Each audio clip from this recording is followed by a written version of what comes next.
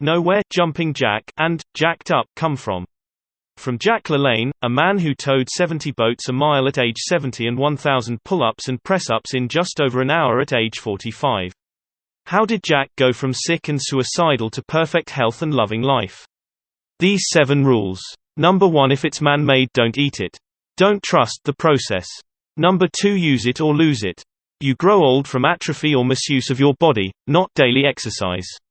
Number 3, eat primarily meats and veggies, less in the evening, with no snacks. Number 4, practice daily habits. Jack was up at 4 for his daily 2-hour workout. Number 5, avoid sugar like it's cocaine. Number 6, dying is easy, but living well is worth it, so live like you're on a mission. Number 7, no dairy or coffee and 10 raw veggies and 5 fruits a day. It's hard to argue with Jack's success. What about you? Would you be willing to follow Jack's routine for perfect health? Comment below.